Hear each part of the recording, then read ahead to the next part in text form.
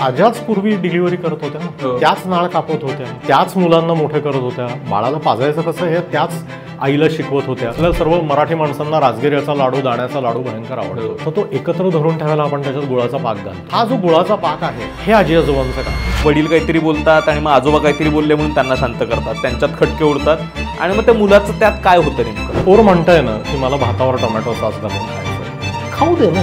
नाही तो रडला की फार आम्हाला कसं तरी होतं. मुलं सांभाळायला आजी आजोबा घरी असायची, तर आता ते पण पाळणं घर आहेत. मग आजी आजोबांचा आत्ताच्या काळातला रोल काय. स्वतःच्या मुलांना म्हणजे त्या घरातल्या मधल्या पिढीला शहाणपण शिकवणं हे खूप सोपं आहे, पण नातवंडाला सुद्धा बाजूला घेऊन की ही आईशी बोलायची पद्धत नाही. काल आई संध्याकाळी तुझ्यासाठी मुद्दाम एक मीटिंग कॅन्सल करून आली होती तुझ्या उद्या परीक्षा, आणि तू तिच्या तोंडावर दार आपटलंस. असं करू नकोस तू.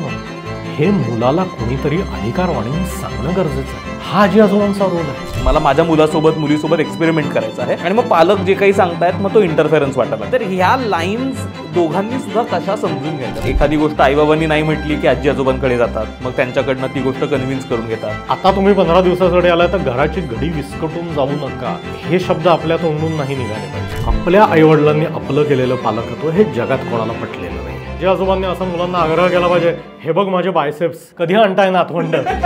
आजी आजोबा आनंदी आणि समाधानी दिसणं गरजेचं. कदाचित तुमचा आणि तुमच्या त्या दुसऱ्या पिढीमधला तो संवादच कधी नसतो. शनिवारी सकाळी 9 ते 9:15 ही आजी आजोबा आई बाप कोर कमिटीची मीटिंग आहे, आणि त्याच्यानंतर 15 मिनिटांनी किंवा रविवारी सकाळी ह्या अमुक 15 मिनिट जनरल बॉडीची मीटिंग आहे. काय हरकत आहे. गुड कॉप बॅड कॉप त्या पद्धतीनं ठरवून परफॉर्म करता येतं का आणि केलं पाहिजे का. मूल जेव्हा येऊन विचारतं की आजोबा मी टीव्ही बघू का, तेव्हा माहिती असतं की आईने नाही सांगितलंय म्हणून हा माझ्याकडे आलाय. ज्या क्षणी मी फायनान्शियली इंडिपेंडेंट होणार त्या क्षणी मला आई वडिलांची गरज राहणार नाहीये. पालकही असतील त्यांच्या आजी आजोबांबद्दल किंवा आजी आजोबा त्यांच्या पालकांबद्दल काहीतरी सांगतात, काहीतरी बोलतात आणि मॅनिप्युलेट करण्याचा, त्यांना जे वाटतंय ते त्या मुलापर्यंत पोहोचवण्याचा प्रयत्न करतात. 70 वर्षाचे आजी आजोबा ज्यांच्या आयुष्यात टीव्ही पहिल्यांदा त्यांच्या 30मध्ये आला, केबल टीव्ही त्यांच्या 40शीत आला आणि इंटरनेट त्यांच्या 60मध्ये आलं, ते जेव्हा ॲडिक्ट झालेले दिसतात तेव्हा वाईट वाटतं.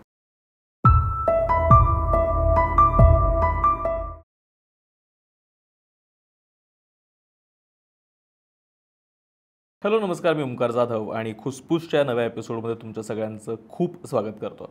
नुकताच आपण टीनेज पेरेंटिंगचा एक एपिसोड केला होता आणि त्यानंतर पुन्हा एकदा याच विषयासंदर्भातला म्हणजे पेरेंटिंग संदर्भातला एक आणखीन महत्त्वाचा विषय, त्याबद्दल खूप लोकांनी विचारणा केली म्हणून आजचा खरं तर एक खास एपिसोड घेऊन आपण आलेलो आहोत. म्हणजे एकतर सगळ्यात आधी खूप खूप आभार तुमच्या सगळ्यांचे की प्रत्येक वेळेस ज्या वेळेस तुम्हाला असं वाटतं की या विषयावर आम्हाला ऐकायला आवडेल ते विषय तुम्ही आम्हाला सुचवता. त्याच्यामुळे ते प्रत्येक वेळेस नवीन पॉडकास्ट करताना योग्य ते गेस्ट शोधून त्याच्यावरती आपल्याला बोलता येतं, याचा आनंद वाटतो. आज आपल्यासोबत आहे डॉक्टर भूषण शुक्ल, जे बालमानसोपचार तज्ज्ञ आहेत, आणि आज आपण बोलणार आहोत आजी आजोबांच्या पालकत्वाविषयी, ग्रँड पेरेंटिंग विषयी.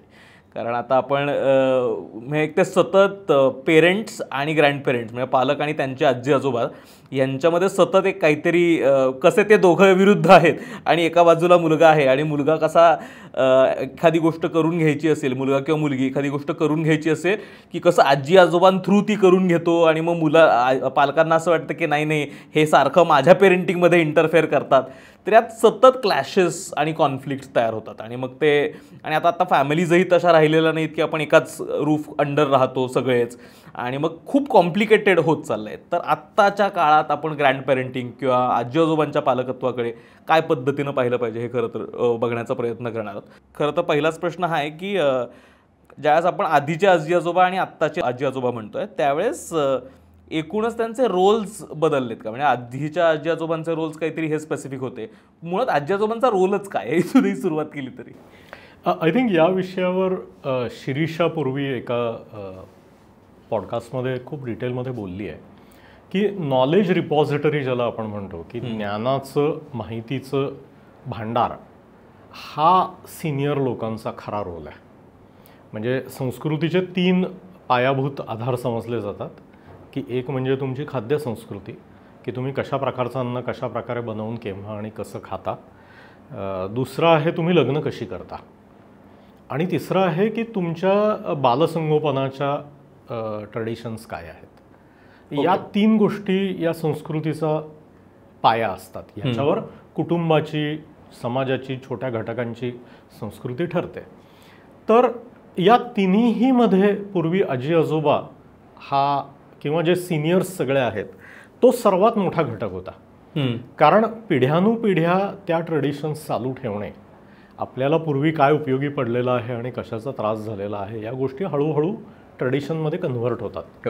आणि त्या ट्रेडिशन्स चालू ठेवणे हा एका प्रकारचा क्वालिटी कंट्रोल करायचं काम आजी आजोबांकडे होतं. की हे डॉक्युमेंटेशन आहे, त्याप्रमाणे गोष्टी करायच्या आहेत, त्या प्रोसिजर लेट डाऊन आहेत आणि कशा नाही करायच्या ह्याच्याबद्दलही आहेत. म्हणजे सगळ्यांना हे आठवतं आहे की आजीच्या हातची अमुक गोष्ट किंवा तमुक पदार्थ आजीनी शिकवला म्हणून व्यवस्थित झाला, किंवा अमुक अमुक पूजा कशी करायची हे मी आजोबांकडून शिकलो आहे. विशेषतः अजूनही जेव्हा लग्न वगैरे ठरतात किंवा घरामध्ये काहीतरी धार्मिक कार्यक्रम होतात तेव्हा ते कसं करायचं असतं, त्याच्यासाठी काय करायचं असतं, हे या सगळ्या गोष्टींसाठी नेहमी सिनियर लोकांकडे जावं लागतं. की नाही आपल्याकडे हळद अमक्या दिवशी लावतात, त्यांच्याकडे वेगळ्या दिवशी लावतात, पण मग आता जर या दोन घरांमध्ये लग्न असेल तर हे कसं ठरवायचं, हा कॉन्फ्लिक्ट रेझोल्युशनचा सुद्धा एक खूप मोठा भाग आहे. तर हे जे सगळे संस्कृती रक्षकाचे रोल होते की ती संस्कृती प्रवाही राहावी आणि पिढ्या दर पिढ्या ती चालू राहावी, तर त्याच्यासाठी हा रोल आहे की तिसऱ्या पिढीला म्हणजे धाकट्यांना संस्कृती शिकवताना मधल्यांचं पण शिक्षकाचं काम होतं. मग ते एक दिवस आजी आजोबांचा रोल घेतात आणि हे 3 पिढ्यांचं 4 पिढ्यांचं गणित सतत चालू राहतं. हा खरा आजी आजोबांचा संस्कृतीमधला, समाजामधला, आपल्या इतिहासातला आणि इव्होल्युशनमधला सर्वात मोठा रोल राहिलेला आहे. आणि हे फक्त भारताचं नाही आहे, हे जगभराचं आहे. म्हणजे जॅरेड डायमंडचं जे न्यू गिनी, पापुआ न्यू गिनीमधल्या ट्राईब्सवरचं जे पुस्तक आहे की द वर्ल्ड अंटिल यस्टरडे, त्याच्यात त्यांनी त्याच्यातल्या म्हाताऱ्या लोकांचं दाखले दिलेले आहेत की कुठली गोष्ट खायची आणि कुठली नाही. मग ते एक मध्ये भयंकर हुंगी लुंगी म्हणून मोठं त्यांच्याकडे सायक्लोन येऊन गेलं होतं, त्याच्यानंतर खाण्याच्या कशा पद्धती बदलल्या आहेत हे त्या समाजामधल्या 80-90 वर्षाच्या लोकांच्या लक्षात होतं की पूर्वी आपण ह्या झाडाची फळं खायचो पण त्याच्यानं हे निषिद्ध होतं, पण त्या सायक्लोननंतर आपण ही खायला सुरुवात केली, त्याच्यापैकी आता इतकीच 3 खातो, ही 2 खात नाही. आणि हे नॉलेज सतत पुढे सरकत राहणे, बालसंगोपनाचं नॉलेज पण, कारण या आज्याच पूर्वी डिलिव्हरी करत होत्या ना, त्याच नाळ कापत होत्या, त्याच मुलांना मोठे करत होत्या, बाळाला पाजायचं कसं हे त्याच आईला शिकवत होत्या. तर हा जो सर्व भाग आहे, ही संस्कृती प्रवाही ठेवणे, ट्रेडिशन्स प्रवाही ठेवणे, हा आजी आजोबांचा सर्वात मोठा रोल आहे होता. आणि कट टू 21st सेंचुरी आपण जर बघितलं तर या सर्व गोष्टी युट्यूबवर अवेलेबल आहेत. सगळं बरोबर आहे. 50 वर्षापूर्वीच कॅसेटवर सत्यनारायण यायला सुरुवात झालेली आहे, त्यामुळे त्याची तयारी त्याच्यात सांगितलेली असते. आपली लग्न जी आहेत ते आपण एनिवे बॉलिवूडला आउटसोर्स केलेली आहेत, त्याच्यामुळे तो भटजी काय म्हणतो त्याच्याशी आपल्याला काही घेणं नसतं. माझे आणि इतरांचे कपडे मॅच होत आहेत कारण थीमप्रमाणे लोक कपडे घालून आलेत का नाही आणि डान्स स्टेपची प्रॅक्टिस झाली का नाही, हा महत्त्वाचा भाग होऊन बसलेला आहे. बालसंगोपन म्हणा होता आपण वारंवार बोललेलो आहे की ते इतक्या वेगाने बदलतं आहे की आजी आजोबांचं त्याबद्दलचं मत, त्यांचं ज्ञान, त्यांचा अनुभव हे आपण अडगळीमध्ये टाकून दिलेलं आहे. ते काही सांगायला गेले तर नाही होत, तुमच्या वेळेस ते होतं, यावेळेस त्याचे काही संबंध नाही किंवा त्याची गरज नाही. तर जे तिन्हीही महत्त्वाचे रोल आहेत. पण खाद्यसंस्कृती म्हणावी तर आता पाकातले चिरोटे हे आजीपेक्षा चितळ्यांचे जास्त चांगले लागत आहेत लोकांना आणि तेही पॅकमध्ये मिळत आहेत. आणि किती आज्यांना चिरोटे करता येतात हा परत वेगळा भाग राहतो, किती आजोबांना मंत्र आठवत आहेत किंवा पूजा करता येते किंवा 4 गोष्टी सांगता येतात हा एक वेगळा भाग राहतो. तर आपण जसे सगळे नोकरदार किंवा बिझनेसमन झालेलो आहोत आणि सगळ्यांचं एक संमिश्र कल्चर आपलं तयार झालेलं आहे भारताचं, त्याच्यात आजी आजोबांच्या हाताखालनं आपण ह्या तिन्ही डिपार्टमेंट काढून घेऊन आउटसोर्स करून टाकलेले आहेत. त्याच्यामुळे आजी आजोबांचा रोल आता ड्रामॅटिकली बदललेला आहे या 21व्या शतकात. आता आपण म्हणतोय की ज्यावेळेस तो रोल बदलला आहे त्यावेळेस मग काय, म्हणजे आता बोलताना मला खरंच जाणवत आहे की आपण सगळ्याच गोष्टी बाहेर देऊन टाकल्यात ना. म्हणजे आता मुलं सांभाळायला काय आजी आजोबा घरी असायची तर आता ते पण पाळणाघरं आहेत. खाण्यापिण्याच्या गोष्टी आपल्याला सतत इथून वेगवेगळ्या ठिकाणून मिळत असतात. मग आजी आजोबांचा आत्ताच्या काळातला रोल काय? आय थिंक आजी आजोबांमध्ये घडलेला बदलही आपल्याला बघायला पाहिजे की आत्ताचे जे आजी आजोबा आहेत ते जास्त वयस्कर आहेत. कारण आपण सगळेजण आता जास्त शिकतो आहे, आपली लग्न उशिरा होत आहेत, लग्नानंतर मुलं व्हायला अजून उशीर लागतो आणि मग त्या मुलांचं हे सगळं होऊन पुढची पिढी अजून पुढे सरकते. त्याच्यामुळे जे 20 वर्षामध्ये लग्न होऊन पहिलं मूल व्हायचं आणि त्या मुलाला 20 वर्षात मूल व्हायचं म्हणजे, आणि आजी आणि आजोबा हे लेट 30s किंवा अर्ली 40s मधली लोकं असायची, तर ती आता ऑलमोस्ट रिटायरमेंटच्या जवळ आलेली किंवा रिटायर झालेली लोकं आहेत. वी आर लुकिंग ॲट आजी आजोबा जे लेट 50s पर्यंत पोहोचलेले आहेत 50च्या आत्ता आता आजी आजोबा होणं हा चमत्कार आहे, हो. बरोबर. तर हे जास्त वयोवृद्ध आहेत, त्यानुसार त्यांच्या फिजिकल कपॅसिटी कमी झालेल्या आहेत. की 40 वर्षाची आजी जितक्या पटकन वाकून पोराला उचलून कडेवर घेऊ शकते, जेवढ्या ताकदीने हे करू शकते, तितकं 60 वर्षाची आजी करू शकत नाही. तर हा एक महत्त्वाचा फरक आपल्याला लक्षात घ्यायला पाहिजे. आणि जग बदलत चाललंय, ज्याच्याबद्दल आपण म्हणतो की ती ज्या जगात ती गोष्टी शिकलेली आहे त्यातल्या बऱ्याचशा गोष्टी आता इनव्हॅलिड झालेल्या आहेत. तर हा एक मोठा भाग झाला आहे. दुसरा एक मुद्दा, जशी कुटुंब छोटी होत गेलेली आहेत त्याच्यामधला सर्वात महत्त्वाचा मुद्दा म्हणजे आजी आजोबांचे 2 प्रकार झाले आहेत. आता 2 मेजर गट आहेत. एक आजी आजोबा आहेत, त्यांना आपण रेसिडेंट आजी आजोबा म्हणूया. ओके, म्हणजे हे स्थायिक आजी आजोबा आहेत की हे घरात नातवंडांबरोबर राहतात किंवा शेजारच्या फ्लॅटमध्ये राहतात किंवा 2 बिल्डिंग पलीकडे राहतात. यांचा सर्वात महत्त्वाचा रोल म्हणजे याचं व्यवच्छेदक लक्षण काय आहे रेसिडेंट आजी आजोबांचं, की लहान मुलांना सांभाळणे आणि त्या फॅमिलीमध्ये इंटेन्सली इन्व्हॉल्ड असणे हा तो भाग आहे. की फिजिकली ते तिथे आहेत. अमेरिकेत राहूनही 24 तास स्काईप चालू असणंवाली गोष्ट वेगळी, फोडणीवरही लक्ष ठेवणं ती गोष्ट वेगळी, पण जे फिजिकली अवेलेबल आहेत आणि लिटरली रोज अवेलेबल आहेत हे रेसिडेंट आजी आजोबा आहेत. आणि दुसरे आहेत ज्यांना आपण व्हिजिटिंग आजी आजोबा म्हणूया, की जसे हॉस्पिटलला व्हिजिटिंग कन्सल्टंट असतात ना, की मंगळवारी दुपारी 2 वाजता डॉक्टर शुक्ला अमुक अमुक हॉस्पिटलमध्ये ओपीडीसाठी असतात, त्यामुळे आजचा तुमचा मंगळवार चुकला तर आता पुढच्या मंगळवारी यावं. तर हे लांब कुठेतरी राहतात. आणि ह्यांना नातवंडांना जे एक्सपोजर आहे दिवसभराचं फिजिकल एक्सपोजर हे वर्षातनं 2 किंवा 3 वेळेस होतं, की जेव्हा ते व्हिजिटिंग येतात किंवा नातवंड त्यांच्याकडे जातात. आणि या ज्या 2 आजी आजोबांच्या जमाती आहेत यांचे नियम वेगळे आहेत. यांच्या वर्तणुकीचे नियम आणि त्यांचा असलेला रोल हा पूर्णपणे वेगळा आहे. कारण रेसिडेंट आजी आजोबा जे आहेत ते इसेन्शियली पालक आहेत, त्याच्यामुळे ते फक्त सिनियर पालक आहेत. हा त्यांचा महत्त्वाचा रोल आहे. त्यांचा आजी आजोबा हा जो भाग आहे म्हणजे आपल्याला जे ते गोडगोड गोष्टी कॅटेगरीतला जो भाग आहे, की त्यांनी रात्री गोष्टी सांगायच्या, मुलांना खाऊ करून द्यायचा, मांडीवर घेऊन बसायचं वगैरे वगैरे, जे आपले सगळे स्वप्नील आजी आजोबा आहेत ते हे नव्हेत. ते स्वातंत्र्य व्हिजिटिंग आजी आजोबांना आहे, की ते जर 15 दिवसासाठी येणार असतील तर मग त्यांना सविनय कायदेभंगाची पूर्ण परवानगी आहे, की ते जेव्हा 15 दिवस येतात तेव्हा सढळ हाताने नातवंडांचे लाड करणे आणि आई वडिलांना थोड्या दिवसासाठी सुट्टी मिळवून देणे हा त्यांचा रोल आहे. आणि हे भान मधल्या पिढीने ठेवणं गरजेचं आहे, की आता तुम्ही 15 दिवसासाठी आला तर घराची घडी विस्कटून जाऊ नका, हे शब्द आपल्या तोंडून नाही निघाले पाहिजेत. की आमच्या घरी आम्ही गुरुवारी आईस्क्रीम खात नाही किंवा आठवड्याभरात आईस्क्रीम, पण आजी आजोबा आले की रात्री 12 वाजता आजी आजोबा आणि नातवंड आणि घरातले सगळे बसून आईस्क्रीम खाता आहेत, is allowed, it is perfectly legal आणि लेजिटिमेट. हे व्हिजिटिंग ग्रँडपेरेंट्स आणि रेसिडेंट ग्रँडपेरेंट्स यांच्या नियमावलीतला फरक आहे.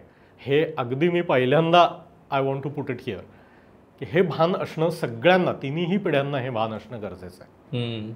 कारण मग त्यांनी काय करायचं आणि काय नाही, काय अपेक्षा ठेवायच्या आणि काय नाही, हे याप्रमाणे डिवाइड होतं. हो, त्या अपेक्षांवरच, कारण हे कायम त्या पालकांमध्ये आणि त्यांच्या पालकांमध्ये हे सतत कॉन्फ्लिक्ट होतात ना, की त्यांच्या पेरेंटिंगमध्ये इंटरफेरन्स होतोय. म्हणजे हे त्या लाईन्स ड्रॉ करता येतात का, ज्यावेळेस ग्रँड पेरेंटिंगमध्ये ज्यावेळेस आपले आईबाबा आहेत त्यावेळेस त्यांचं एक काहीतरी अपब्रिंगिंगची पद्धत आहे, त्यांची पालकत्वाची काहीतरी जाण आहे, पद्धत आहे, तर ते त्या पद्धतीनं त्यांच्या नवीन पालकांना या सूचना करतायत. आणि बऱ्याचदा मग आपण आत्ताच्या आपल्या जनरेशनच्या आपल्याला खूप वेगवेगळ्या माध्यमातून इन्फॉर्मेशन मिळत असते ना. आपल्याला खूप असं वाटतं की मला हे इथनं माहिती आहे, ते तिथनं मिळतंय, तर आपल्याला असं वाटतं की त्यांच्यापेक्षा आपल्याला जास्त कळतंय किंवा आता मला एक्सपेरिमेंट करू द्या, मला माझ्या मुलीसोबत एक्सपेरिमेंट करायचं आहे. आणि मग पालक जे काही सांगतायत मग तो इंटरफेरन्स वाटायला लागतं. मग असं वाटतं की नाही तुम्हाला नाही कळत आहे. तर ह्या लाईन्स दोघांनी सुद्धा कशा समजून घ्यायच्या, म्हणजे ते एकतर लाईन्स असल्या पाहिजे का, आणि असतील तर त्या ड्रॉ कशा करायच्या? हे खरं भयंकर अवघड भाग आहे हा ओंकार. मुलमुले सरांनी एका आपल्याच पॉडकास्टमध्ये अमुक तमुकच्या हा मुद्दा मांडला होता, की तुम्ही कार्यनिवृत्ती एका विशिष्ट याला घेणं गरजेचं आहे. त्याच्यातच त्यांनी असाही मुद्दा सांगितला होता की एक विशिष्ट प्रकारची मॅच्युरिटी महत्त्वाची आहे त्या वयाला. आणि या बाबतीत ती मॅच्युरिटी अशी येते की जर त्यांना थोडं वेगळ्या पद्धतीने करून बघायचं असेल तर करू दे की. ही मॅच्युरिटी गरजेची आहे. आपण हे मुलांच्या बाबतीत आणि पालकांच्या बाबतीत कित्येक वेळा बोलतो की पोर म्हणतंय ना की मला भातावर टोमॅटो सॉस घालून खायचं आहे, खाऊ दे ना, एकदा दोनदा खाऊ दे, 10 वेळा खाऊ दे. कुठली संस्कृतीचा डोलारा कोसळत नाही भातावर सॉस घातल्यामुळे, टोमॅटो सॉस घातल्यामुळे. ना कोणाची तब्येतीचा सत्यानाश होतो 4 वेळा सॉस भात खाल्ला तर किती अतिरेकाने किंवा किती त्वेषाने हा किल्ला लढवायचा, हा त्यातला भाग आहे. आणि जर त्या आईवडिलांना आपण मुलांमधल्या प्रत्येक गोष्टीसाठी जबाबदार धरणार असू तर त्यांना त्याच्याबरोबर ते स्वातंत्र्य द्यायची गरज आहे. तर हे आजी आजोबांचं भान माझ्या दृष्टीने फार महत्त्वाचं आहे की कदाचित धडधडीत चुकीच्या गोष्टी करत असतील तुमच्या डोळ्यादेखत तुमची मुलं त्यांच्या पेरेंटिंगमध्ये, तर मग हे काय आम्ही उघड्या डोळ्यांनी बघायचं का? म्हणजे मी उलट्या कहाण्या अनेक ऐकतो की काही आई किंवा वडील असतात की जे कमालीचे शाब्दिक किंवा शारीरिकदृष्ट्या हिंसक असतात आणि आजी आजोबांना ते बघवत नाही. ते म्हणतात की अहो, आम्ही आमच्या पोरांवर कधी हात उगारलेला नाही आहे, कधी असे शब्द आम्ही मुलांशी बोलताना वापरले नाही आहे. हे काय चाललंय या घरामध्ये, हे आम्हाला सहन होत नाही. ह्यांना कळत नाही का की नातवंडांवर याचा वाईट परिणाम होतो? हे लोक चाइल्ड सायकोलॉजी वाचत नाहीत का? असं विचारणारे आजी आजोबा आहेत. तर अशा गोष्टी आमच्या डोळ्यादेखत घडत आहेत, धडधडीत चुकीच्या गोष्टी घडत आहेत, तर आम्ही बोलायचं नाही का? तर ह्याला अगदी सरळ स्वच्छ साधं उत्तर आहे की हे जरूर बोलायला पाहिजे. कारण हे जर आजी आजोबा बोलले नाहीत तर ही बोलणारी जगात दुसरी व्यक्ती नाही. पण जसं अरिस्टॉटलनी म्हटलं आहे की राग येणं हे नैसर्गिक आहे, पण तो कुठे, कशाबद्दल, कसा आला पाहिजे आणि कसा व्यक्त केला पाहिजे ह्याच्या मर्यादा महत्त्वाच्या. तर हे तुम्ही कुठे बोलणार आहात, हे त्या व्यक्तीला, तसं वागणाऱ्या व्यक्तीला वन ऑन वन बोलायची गोष्ट आहे. ही त्या मुलांदेखत बोलायची गोष्ट नाही आहे, ही जाहीररित्या बोलायची गोष्ट नाही आहे, ही पॅनल डिस्कशन करायला घ्यायची गोष्ट नाही आहे की आजी आजोबा, त्यांच्या मावशी, आत्या, काका कोणीतरी बसलेले आहेत आणि त्या व्यक्तीला समोर बसून हे तुम्ही त्याला सांगायचा प्रयत्न करताय हल्ला बोल केल्यासारखा. कारण त्याला जर हल्ल्याचा फिलिंग आला तर व्यक्ती डिफेन्सिव्ह होते. जर बदल घडवून आणायचा असेल तर तो फक्त वन ऑन वन चर्चेत होऊ शकतो. आणि सर्वात महत्त्वाची गोष्ट, याची कुठेही वाच्यता करून चालत नाही की मी जर आजोबा आहे आणि मी माझ्या मुलाला सांगतोय की परवा तू आपल्या सोहमला इतक्या जोरात ओरडून बोललास, हे योग्य नाही. त्याची काय बॅकग्राऊंड होती ती तुला माहिती नाही. दिवसभर मी घरात असतो, मला माहिती आहे त्यांनी ते का केलं होतं, पण हे असं असं होतं आणि तू हे बोलणं बंद कर किंवा हे थांबवत जा. पुढच्या वेळी जेव्हा तू असं करशील तेव्हा मी येऊन शांतपणे तुझ्या खांद्यावर हात ठेवणार आहे. परवा मी मध्ये पडलो नाही कारण तुझ्या मुलाच्या देखत तुझा मान राहणं महत्त्वाचं आहे. पण हे भान तुझं सुटतं आहे राजा. हे वन ऑन वन सांगितलं तर होतं. मग तो नंतर लगेच फोन करून त्याच्या बहिणीला सांगायचं नसतं, अगं तुला माहिती आहे का काल काय झालं, किंवा आपल्याही मित्रमंडळींना, नातेवाईकांना कट्ट्यावर व्हॉट्सॲपवर चर्चा करायची ही गोष्ट नाही आहे. तर हा जो खाजगीपणा जो आहे, हा कॉन्फिडन्स मुलांनाही त्यामुळे आजी आजोबांबद्दल, आईवडिलांबद्दल येतो की इथे जे घडतं आहे ते सहृदयपणे होतं आहे, काळजीने होतं आहे आणि त्यामुळे ते इथेच राहणं गरजेचं आहे. तर हे जे भान आहे हे महत्त्वाचं आहे की सांगायला पाहिजे का? अगदी जरूर सांगायलाच पाहिजे. तो अधिकार आहे त्यांचा, ते त्यांचं कर्तव्य आहे. कारण ते जर ते सांगणार नसतील तर त्या लहान मुलांची बाजू कोण घेणार? हा अत्यंत महत्त्वाचा भाग आहे. पण हे वन ऑन वन व्हायला पाहिजे, नवरा बायकोला एकत्र घेऊन सुद्धा नाही. आणि ते सहानुभूतीने व्हायला पाहिजे, ते सहृदयतेने व्हायला पाहिजे, ते एका विशिष्ट प्रकारच्या सेन्सिटिव्हिटीने व्हायला पाहिजे. हा त्यातला खूप मोठा भाग आहे. म्हणजे तो रोल तर पार पाडायचा आहे, पण त्याचे काटे इतर ठिकाणी टोचले नाही पाहिजेत, बाकी काहीतरी उसवलं नाही पाहिजे. हा त्यातला महत्त्वाचा भाग आहे. बरोबर.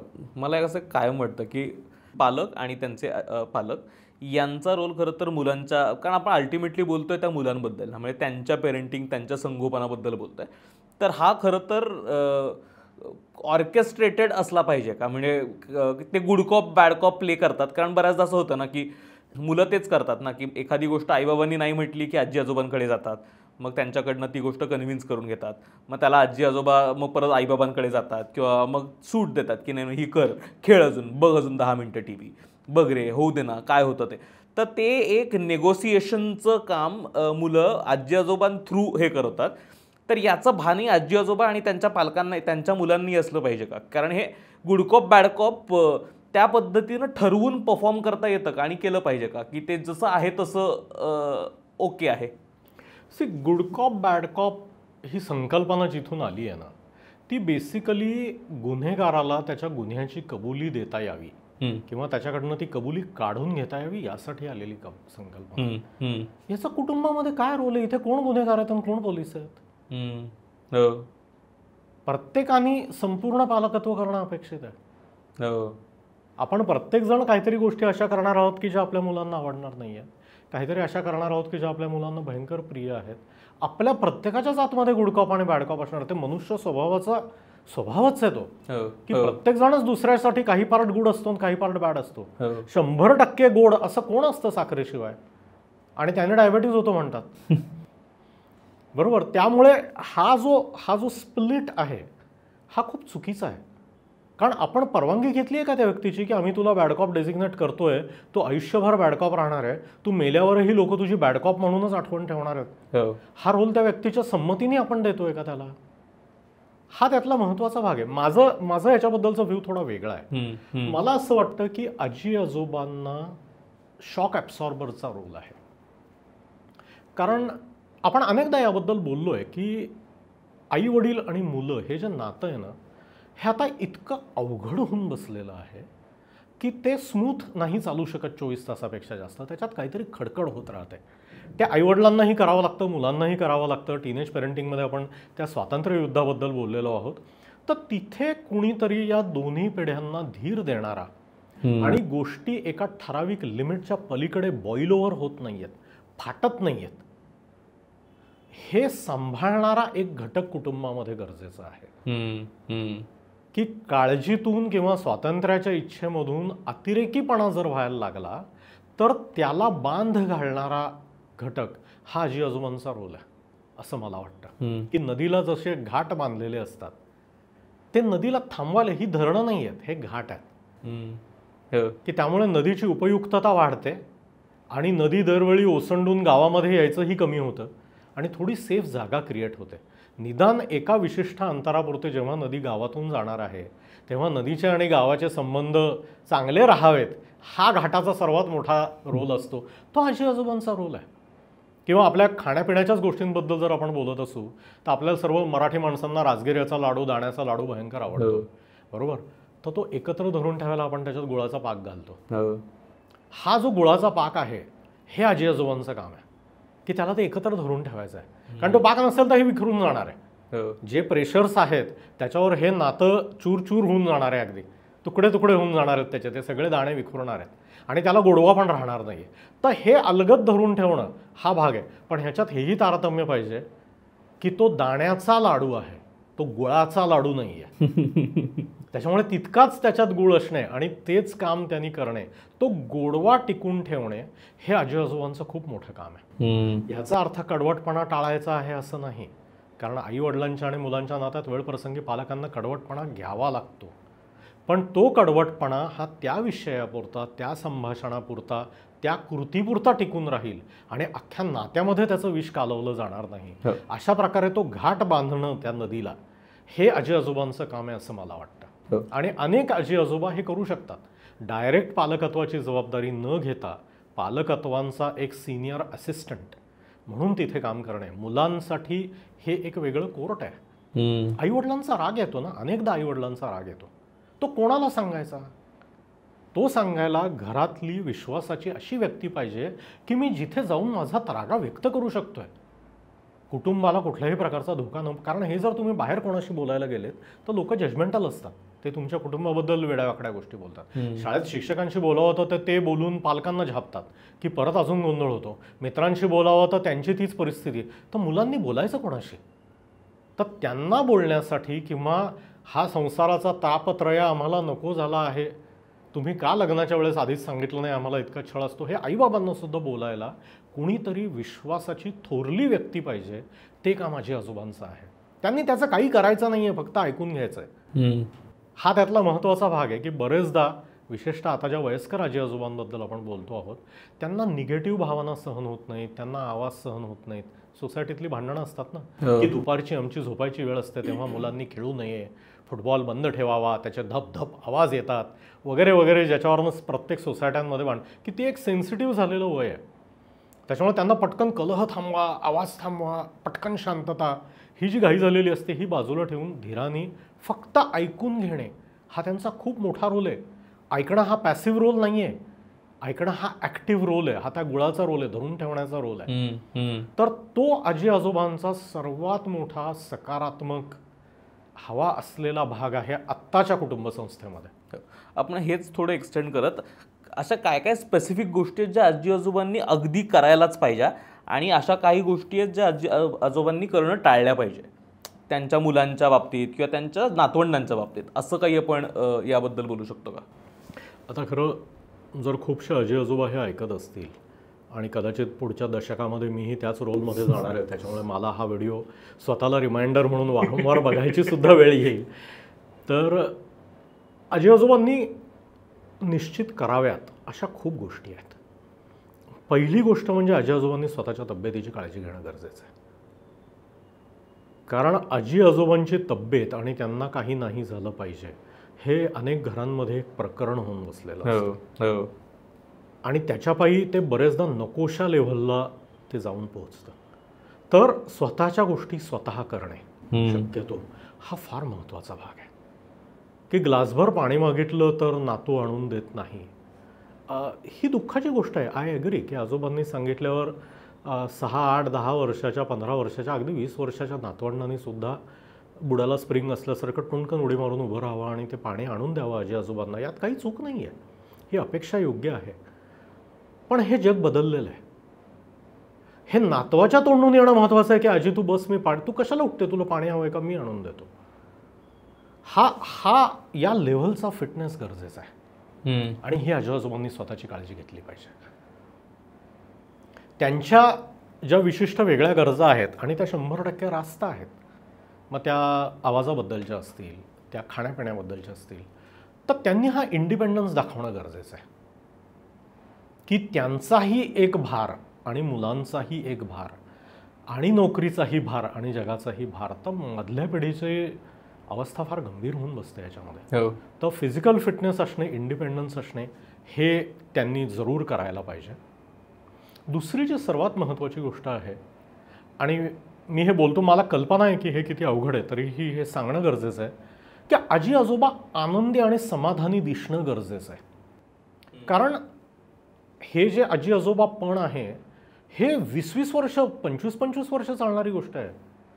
आपण सगळे आता जास्त जास्त जगतोय ना, तर मुलं जेव्हा आईवडिलांकडे बघतात तेव्हा त्यांना आईवडील त्रासलेले, कावलेले, थकलेले, भागलेले दिसतात.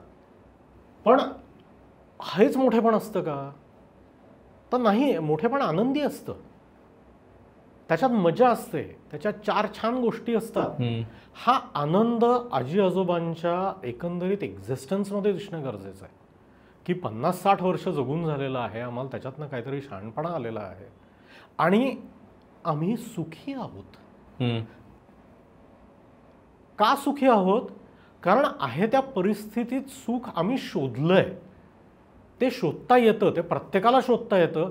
ह्याचं जिवंत उदाहरण म्हणून आजी आजोबा समोर दिसणं गरजेचं आहे. म्हणजे मी पुन्हा माझ्या आईचं उदाहरण देऊ इच्छितो. महिन्याभरापूर्वी तिची कार्डियाक अँजिओग्राफी झाली आणि आम्हाला सगळ्यांना असं वाटलं की हे आता म्हणजे अवघड झालं हे आता तिला.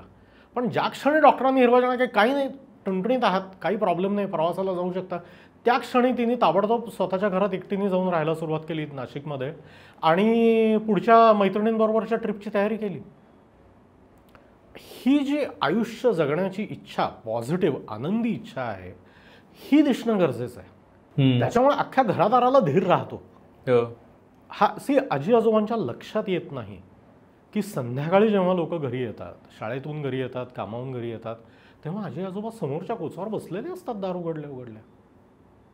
त्यांच्या चेहऱ्याकडे बघून आपण घरी आलो आहोत, हे आपलं घर आहे, हे आनंदाचं गाभा आहे हा आपल्या एक्झिस्टन्सच्या, हे वाटायला पाहिजे ना. हे काय त्यांनी अगदी आजीनी उभं राहून हेमामालिनी व्हायला पाहिजे अशातला प्रकार नाही आहे. किंवा आजोबांनी अमिताभ बच्चन व्हायला पाहिजे अशातला प्रकार नाही. पण त्यांच्या असण्यामध्ये, त्यांच्या जगण्यामध्ये तो आनंद दिसणं गरजेचं आहे. हा आजी आजोबांचा खूप मोठा रोल आहे की आयुष्यावर, जगण्यावर लोकांचा जर विश्वास बसायला हवा असेल, विशेषतः लहान पिढीचा, तर आयुष्य चांगलं आहे, पुढे चांगल्या गोष्टी होत राहतात, हे त्यांना दिसणं गरजेचं आहे. तर म्हणून मी म्हणतो की आजी आजोबांनी स्वतःची काळजी घेणं गरजेचं आहे, स्वतःच्या आनंदाची, सुखाची काळजी घेणं गरजेचं आहे आणि ते दिसलं पाहिजे आणि ते स्वतः त्यांनी करायला पाहिजे. हा खूप मोठा रोल आहे. दुसरं म्हणजे जेव्हा आई वडील आणि धाकटे जनरेशन याच्यामधला संघर्ष वाढतो आहे, खूप जास्त होतो आहे, तेव्हा जिथे शक्य असेल तिथे स्वतःच्या पद्धतीने मदत करणे आणि जेव्हा काहीतरी मोठं चुकतं आहे तिथे त्या व्यक्तीला बाजूला घेऊन त्याच्याशी बोलणे, हे नातवंडांशी सुद्धा बोलणं गरजेचं आहे. स्वतःच्या मुलांना म्हणजे त्या घरातल्या मधल्या पिढीला शहाणपण शिकवणं हे खूप सोपं आहे, पण नातवंडाला सुद्धा बाजूला घेऊन की ही आईशी बोलायची पद्धत नाही, तू वाटेल त्यावेळेस वाटेल ते खाणं मागतो आहेस, हे योग्य नाही.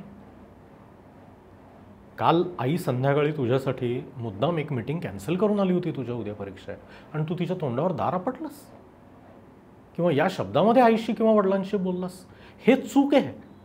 असं करू नकोस पुन्हा. तुझी आई अशी कधी वागलेली नाही आहे कोणाशी. तुझा बाप लहान होता तेव्हा असा कधी वागलेला नाही आहे. काल त्यांनी हे ऐकून घेतलं कारण त्याचं तुझ्यावर प्रेम आहे.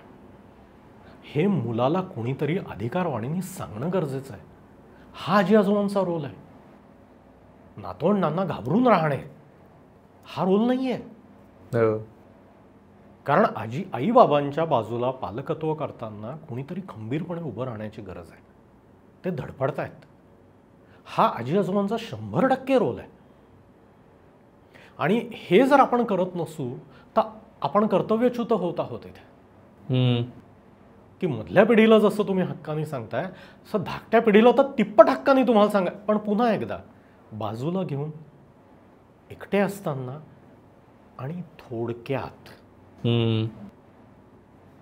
5 वाक्याचं कॉन्व्हर्सेशन आहे की काल अमुक अमुक घडलं, त्याच्यात तू असा वागलास, या गोष्टी तू चुकीच्या केल्यास, पुन्हा करू नको, माझ्याकडून काय मदत करू. ही 5 वाक्य आहेत.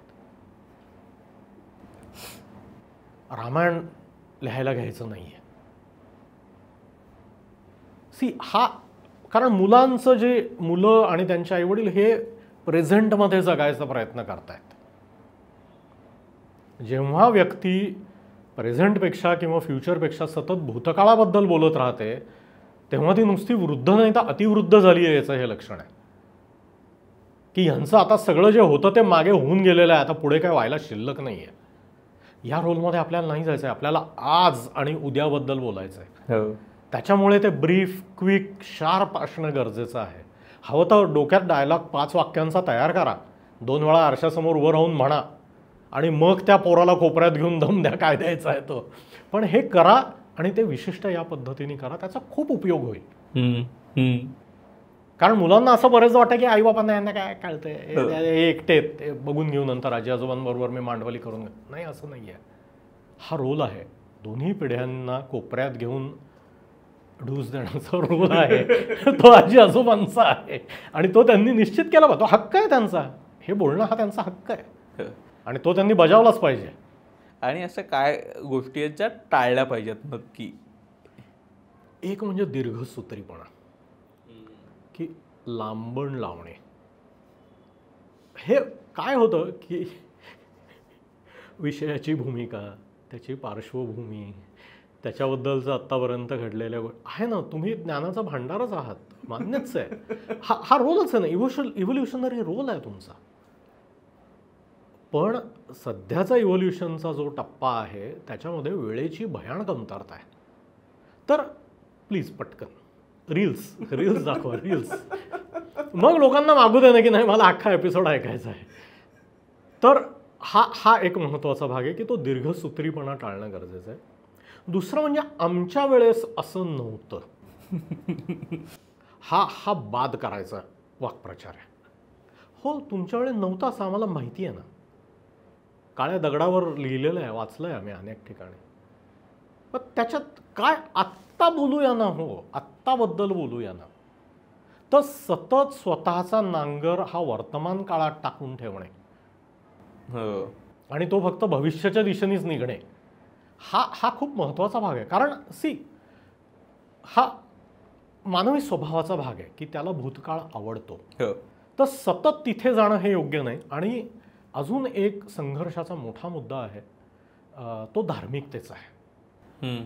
प्रॉब्ली नंतर केव्हा तरी आपण त्याच्याबद्दल डिटेलमध्ये बोलूया की रिच्युअलिस्टिक म्हणजे कर्मकांडवाला धर्म आणि वर्तणुकीतला धर्म ह्याच्यात खूप मोठा फरक आहे.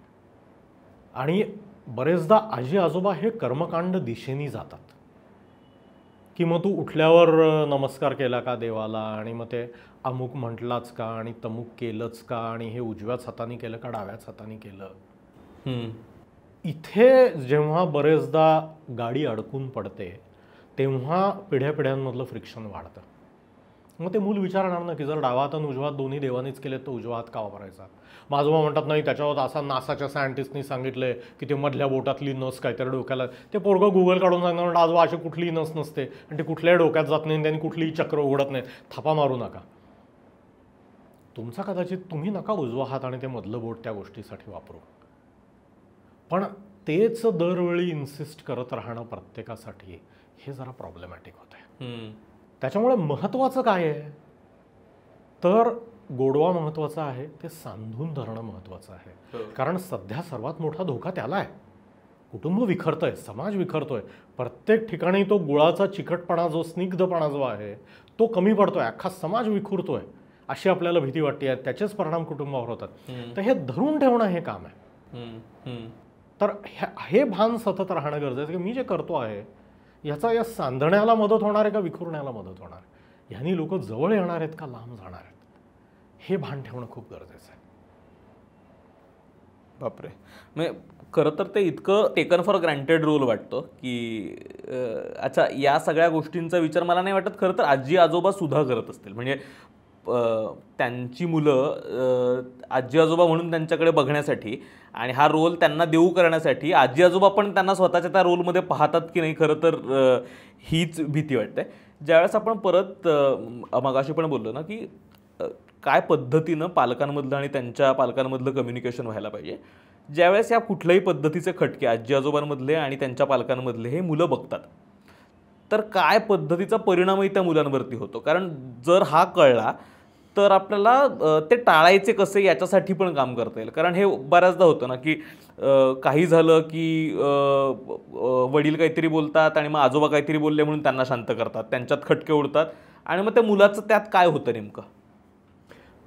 एकतर पुन्हा भांडण ही जी गोष्ट आहे ना ही खाजगीत करायची गोष्ट आहे. कौतुक चार चौघात करायचं असतं आणि भांडण खाजगीत करायचं असतं. हे भान या मोठ्या दोन्ही पिढ्यांनी ठेवणं गरजेचं आहे. नो आय ॲग्री की दरवेळी काय बा दब्बा मुलायचा हुशार असं करून चौघांना बाहेर काढायचं, दोघांना अमक्या खोलीत न्यायचं, मगच ती चर्चा सुरू करायची, हे कृत्रिम वाटू शकतं. पण या सवयी लावून घेणं गरजेचं आहे की मुलं तिथे आहेत हे भान असणं गरजेचं आहे. आपण मागे एका एपिसोडच्या ह्याच्यात ते बोललो होतो की जपानी लोकांबद्दल आपण नेहमी बोलतो की ते इतकी शिस्त पाळतात. तर रात्री 12 वाजता तो जपानी माणूस पूर्ण निर्जन रस्त्यावर लाल सिग्नल असताना थांबला होता. तर त्याच्या शेजारी बसलेला माणूस, तो बहुतेक भारतीय असावा, त्याने म्हटलं तू कशाला थांबलाय, कोण बघतंय. तो म्हणाला लहान मुलं एखादं बघत असेल. हे जे भान आहे की मी कोणाचा तरी रोल मॉडेल आहे माझ्या, म्हणजे ती मी जबाबदारी घेतली नसली तरी मी आहे, हे भान ठेवणं त्यांनी गरजेचं आहे. ही भांडणं करताना ते शब्द वापरताना, कारण त्याच्यातनं मुलं अनेक गोष्टी शिकतात. की एक गोष्ट शिकतात की ती म्हणजे भांडणं करणं ही जोके, मतभेद व्यक्त करणं आणि भांडणं करणं ह्याच्यातला फरक आहे आणि तो मुलांना बघून शिकावा लागतो. तर ते होणं कमालीचं गरजेचं आहे. आणि पुढच्या 2 पिढ्यांमधलं ही प्रेम टिकून आहे हे मुलांना दिसणं गरजेचं आहे. ऑलरेडी पालकांचं आणि मुलांचं नातं ताणलं जात आहे. त्यांना जर असं दिसत असेल की काय तोपर्यंत एनिवे नातं संपलेलं असतं तर त्याचे वेगळे परिणाम होतात.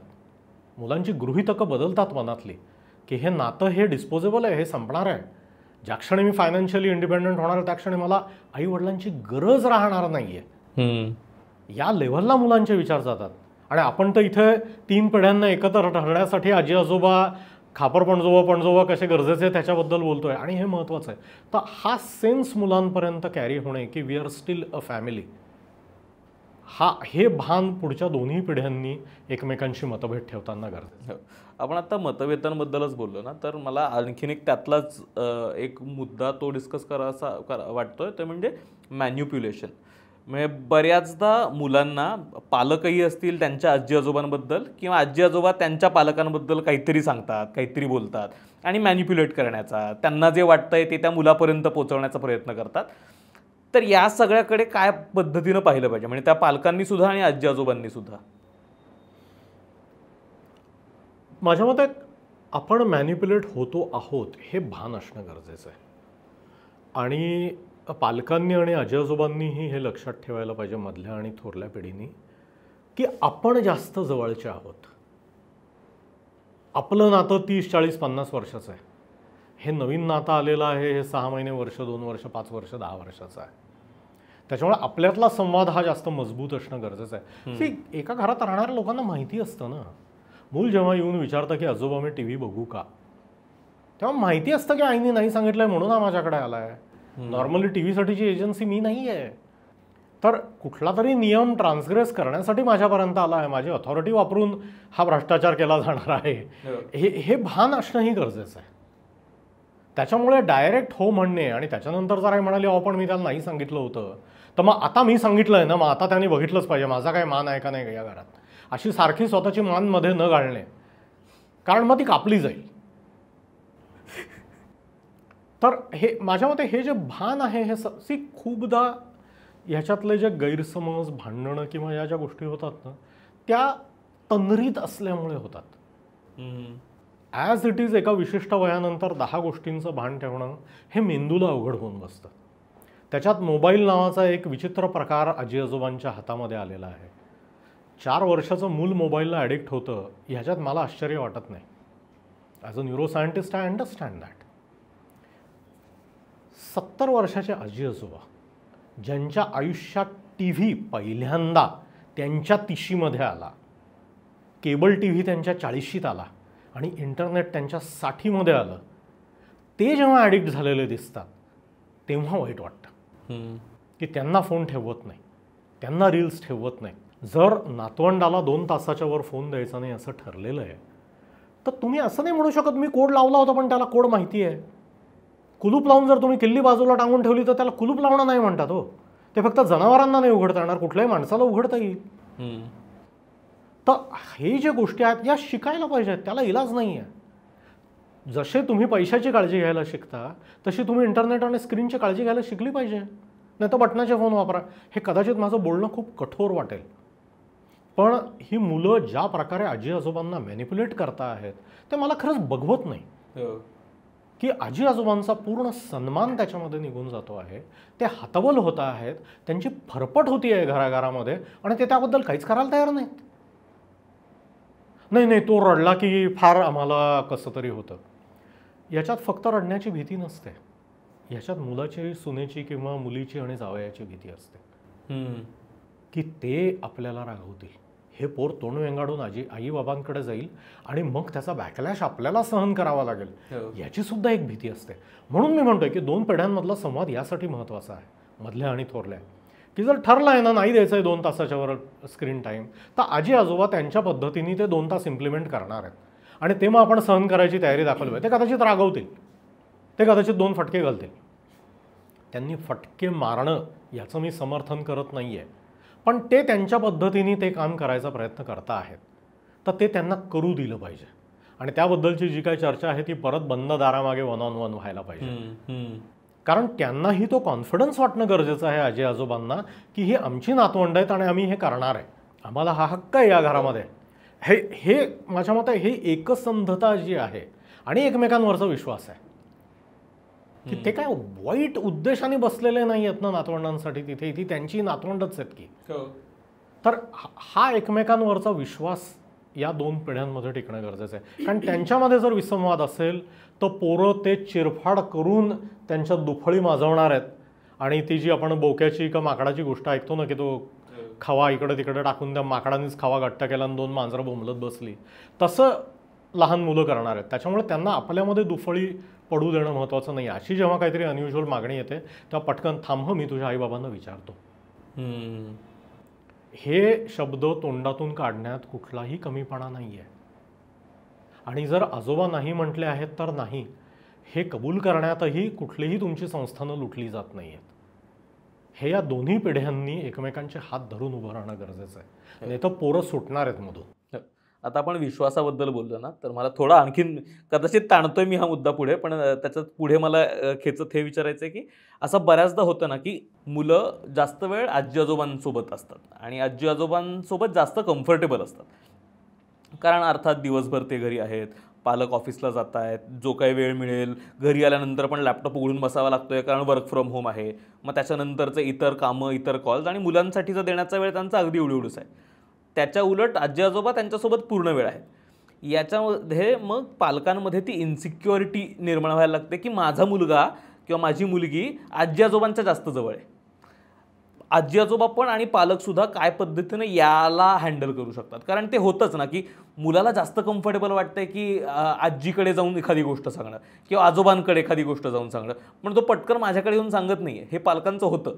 अशा वेळेस काय पद्धतीनं हे होऊ शकेल? त्याच्यासाठी आजी आजोबा करत असतात ना की जिथे पालक कमी पडता आहेत, कुठल्याही परिस्थितीमुळे असो, त्यांच्या स्वभावाच्या लिमिटेशनमुळे असो, त्यांच्या जॉबच्या लिमिटेशनमुळे असो, त्यांच्या शारीरिक, आर्थिक, मानसिक कुठल्याही ज्या काही लिमिटेशन्समुळे आहेत, कारण मुलांच्या गरजा या अनलिमिटेड आहेत, अमर्याद गरजा आहेत मुलांच्या. आपण वारंवार त्याच्याबद्दल बोललो आहे. तर पालक किती करू शकतात याला मर्यादा आहे, तर ते कुठून तरी होणं गरजेचं आहे. तर ते जर माझ्याच वडिलांनी किंवा आईनी किंवा सासूनी किंवा सासऱ्यांनी केलं तर त्याच्यात काय एवढं मोठं आभाळ कोसळत आहे? हे बाहेरचे कोणीतरी व्यक्ती, मुलाची गरज आहे, हे घरात नसेल होणार तर मुलं याच्यासाठी बाहेर आसरा शोधणार आहे. आणि हे माझेच आई वडील किंवा सासू सासऱ्यात ना, कुणी बाहेरून परग्रहावरून आलेले जंतू नाही आहेत. मग ते जर त्यांच्या नातवंडाशी कनेक्ट होत असतील आणि नातवंडाला घरामध्ये तो बोलायचा जर एक मीडियम अवेलेबल असेल तर त्याच्यात काय चूक आहे? मी नाही का त्यांचा मुलगा किंवा मुलगी घेतली ताब्यात?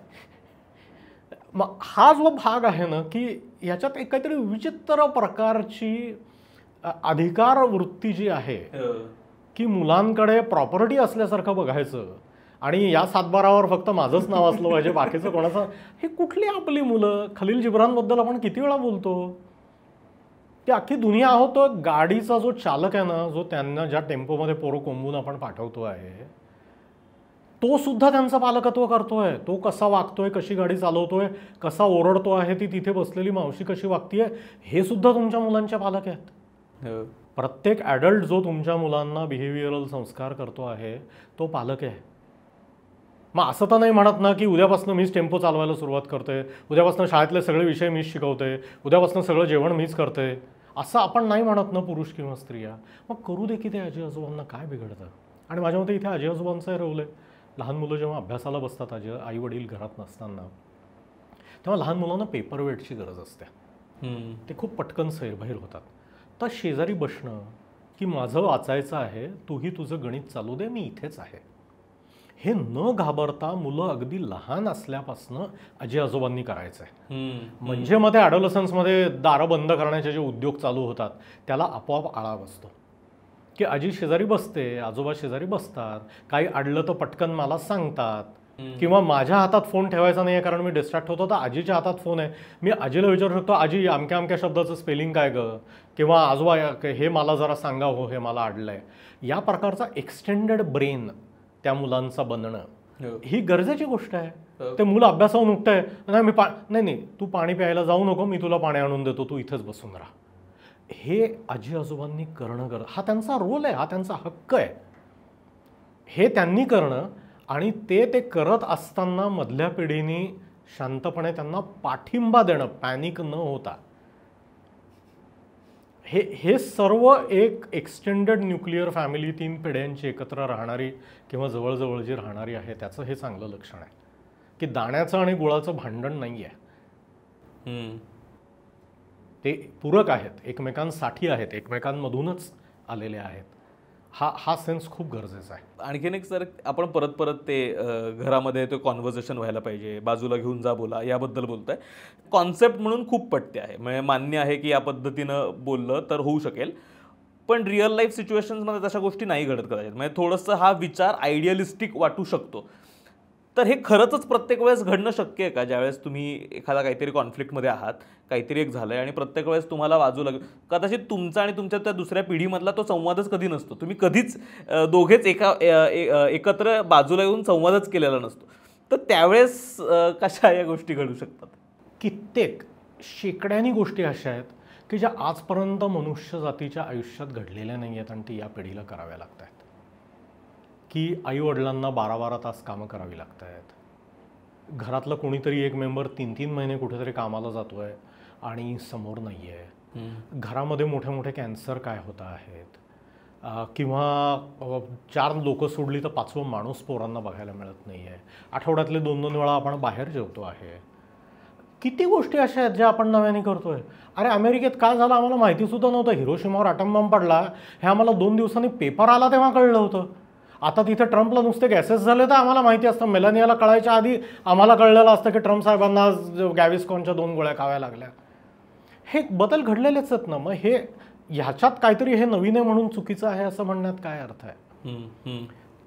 हे जे कोपऱ्यात घेऊन बोलणं मी म्हणतोय ह्याचा एक महत्त्वाचा भाग आहे की जो एक नवीन अंग आपल्याला आपल्या फॅमिली स्ट्रक्चरमध्ये, आपल्या कुटुंब संस्थेमध्ये आणायची गरज आहे. त्याला फॅमिली मीटिंग म्हणतात. की घरात राहणाऱ्या लोकांनी कधीतरी एकदा आठवड्यात एकत्र बसून, जशी आपण सोसायटीची मीटिंग घेतो, कामाच्या जागी मीटिंग घेतो, तशी ॲक्च्युली 15 मिनिटाची मीटिंग घेणं गरजेचं आहे. हे भयंकर कृत्रिम वाटेल, पण ज्या फॅमिलीज हे नियमितपणे करतात त्यांना त्याचे धो बेनिफिट्स मिळतात. कारण तो संवाद साधायला, छोटे प्रश्न सोडवायला, घराचे काहीतरी नियम ठेवायला मदत होते. निदान आजी आजोबाने आईवडिलांची एक मीटिंग होणं, कोअर कमिटीची एक मीटिंग होणं आणि जनरल बॉडीची एक मीटिंग होणं, हे 10-10 मिनिटाची कामं आहेत. आठवड्यातनं 2दा आपण 10 मिनिट स्वतःच्या कुटुंबासाठी नाही का देऊ शकत? किंवा आपला हा मागच्या आठवड्यात ठरलेला प्लॅन होता, कसा वागला बरं भूषण घरामध्ये, त्याने ऐकलं का तुमचं, काय प्रॉब्लेम झाले? आणि याचा दुसरा फायदा हा असतो की हा जर लेजिटिमेट फोरम सगळ्यांना बोलायला अवेलेबल असेल तर लोक सारखे सारखे त्या प्रश्न घेऊन पुढे धावत नाहीत. कारण त्याची चर्चा करायची एक जागा ठरलेली असते. त्याच्यामुळे रोजचे संघर्ष टळतात आणि हा एकमताने घेतलेला निर्णय होतो. बरेचदा असं होतं की आजी किंवा आजोबा हे तुझ्या आईला आवडत नाही, हे तुझ्या बाबांना आवडत नाही या नावाने सांगायला जातात, किंवा हे करू नको ह्याचा आजोबांना त्रास होईल असं आई वडील सांगायला जातात. माझ्या मते ही वाक्यच चुकीची आहेत. कारण ते करणं जर चूक आहे तर त्याच्या आईचा काय संबंध? कोणाच्या आईला काय होतं, कोणाच्या आईला हे आवडतं का नाही, हे आई इथं आणायची गरज नाही ना. जशी शिव्या देताना आईला आणि बहिणीला मध्ये आणायचं नसतं, डायरेक्ट समोरच्या माणसाशी बोलायचं असतं. कशाला त्याच्या आईला मध्ये आणताय तुम्हाला, तर तो नालायक आहे तर त्याच्याबद्दल बोला ना, आईला कशाला मध्ये आणताय. तसं जर ती गोष्ट चूक आहे तर ती चूक आहे म्हणून सांगा ना, आई कशाला मध्ये आणताय. हे जे सतत चुकीने नाही, आम्हाला कडवटपणा नको, आम्हाला कडवटपणा नको म्हणून जे दोन्ही पिढ्या करतात आणि एकमेकांवर कचरा टाकतात, शेवटी तितकाच कचरा पडतो दोघांवरही. मग निदान हे सर्व टाळूया, स्पष्ट बोलूया, काय बोलायचं आहे ते चौघांचे मिळून एकत्र नियम ठरवूया. कारण चौघांना मिळून मुलं वाढवायची ही रियालिटी आहे. मुलं ही एकट्याने किंवा दुकट्याने वाढवायची गोष्ट आहे का? किती अवघड आहेत ते. आणि सतत काहीतरी नवीन चॅलेंजेस आणतात. एका माणसाने उचलला जाणारा हा गोवर्धन नाही आहे. तर सगळ्यांनी जर हात लावायचा आहे तर त्या सगळ्यांनी कधीतरी बसून बोलायला नको का? काय हरकत आहे ठरवून घ्यायला की शनिवारी सकाळी 9 ते 9:15 ही आजी आजोबा आईबाप कोअर कमिटीची मीटिंग आहे आणि त्याच्यानंतर 15 मिनिटांनी किंवा रविवारी सकाळी ह्या अमुक 15 मिनिट जनरल बॉडीची मीटिंग आहे. काय हरकत आहे?